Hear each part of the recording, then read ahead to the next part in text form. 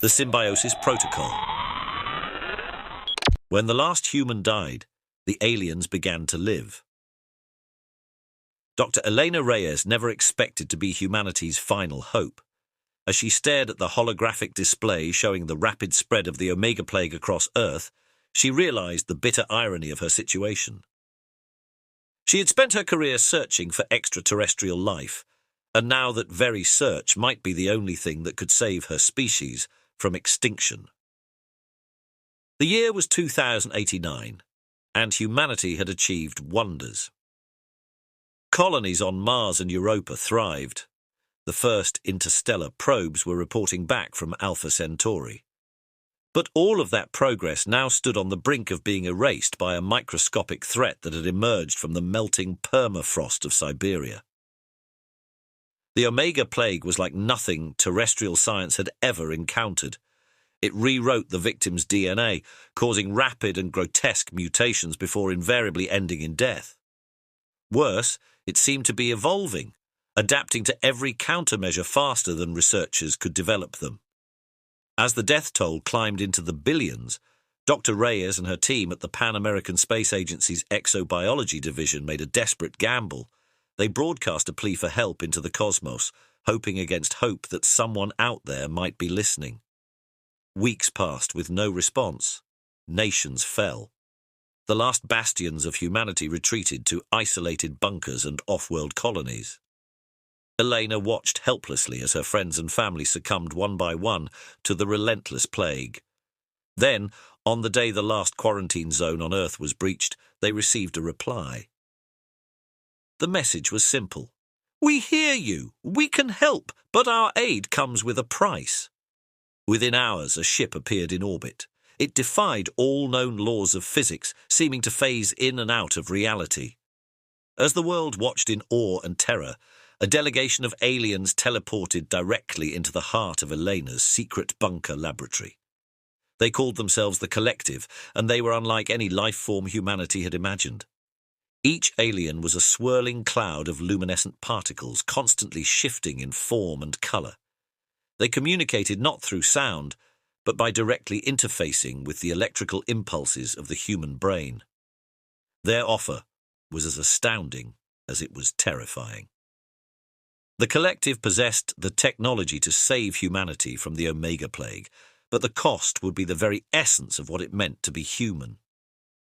"Your species stands at the precipice of extinction," the alien consciousness resonated in Elara's mind. "We offer you continuation, but not as you are. To survive, you must evolve. You must join us." The Symbiosis Protocol, as they called it, would merge human consciousness with the particle-based life form of the Collective. It would grant virtual immortality, freedom from disease, and access to knowledge and technology beyond human imagining. But it would also mean the end of humanity as an independent species. As the sole remaining leader of a global scientific body, the choice fell to Elara. With time running out and the plague at their doorstep, she had to decide the fate of her entire species. "How can I make this decision for all of humanity?" Elara asked, her voice trembling. The alien consciousness rippled with something akin to compassion. "You already speak for your species, Dr. Reyes. Every time you broadcast into the cosmos, you represented Earth. Now you must decide if humanity will embrace a new form of existence or fade into the cosmic night." With a heavy heart, Elara gave her consent. The Symbiosis Protocol was initiated immediately. Elara watched in a mixture of horror and fascination as her own body dissolved into a cloud of shimmering particles, her consciousness expanding to encompass new dimensions of thought and perception. Across the planet and in the off-world colonies, the last survivors of humanity underwent the same transformation. In the span of a few hours, Homo sapiens ceased to exist as a biological species. But this was not the end. It was a beginning.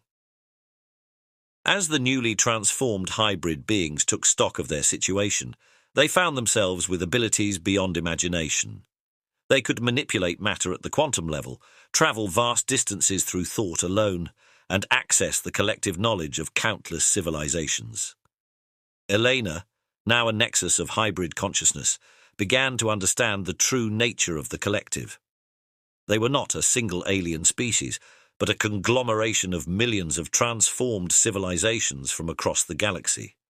Each had faced its own extinction event and had chosen symbiosis as a path to continuation.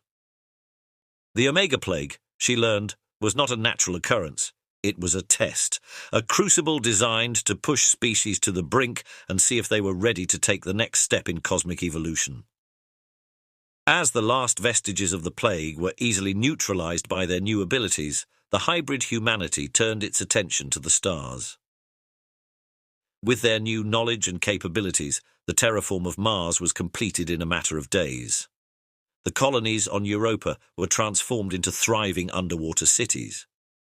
But it was the exploration beyond the solar system that truly showed the potential of their new existence. Freed from the constraints of biological bodies, the human collective hybrid consciousness could traverse the galaxy in the blink of an eye. They encountered wonders beyond imagining, living planets, sentient stars, and dimensions that defied human understanding. They also found other young species teetering on the edge of their own extinction events and faced the moral dilemma of whether to intervene. As centuries passed, the beings that had once been human began to grapple with deep existential questions. Were they still human in any meaningful sense? Had they saved their species or merely replaced it with something new? And what was their responsibility to the galaxy and to the civilizations yet to emerge? Elena, or the consciousness that had once been Elena, found herself as a leader once again.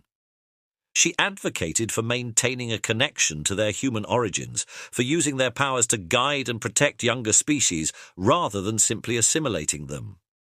But there were others, particularly among those who had been born into this hybrid existence, who saw their former humanity as a limitation to be discarded.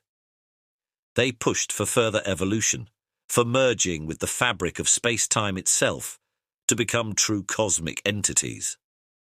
The debate raged across the galaxy, fought not with weapons, but with ideas and philosophical arguments that spanned millennia in subjective time.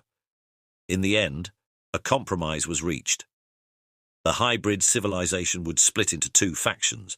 One, led by Elena, would maintain a connection to their human roots, acting as guardians and guides for the galaxy's emerging intelligences. The other would pursue a path of further transcendence, pushing the boundaries of what consciousness could become. As Elena prepared to lead her faction on a grand journey to seed the galaxy with protective enclaves, she reflected on the incredible journey that had led her to this point. From a human scientist desperately broadcasting into the void to save her doomed species, she had become a hybrid entity wielding the power of a god. Yet, as she reached out with her consciousness to feel the pulse of the cosmos, she realized that this was still just the beginning. The universe was vast beyond comprehension, full of mysteries and wonders yet to be discovered, and humanity in its new form would be there to explore it all. The consciousness that had been Elena Reyes turned its attention to a distant star system where a young species was just beginning to look up at the night sky and wonder if they were alone in the universe.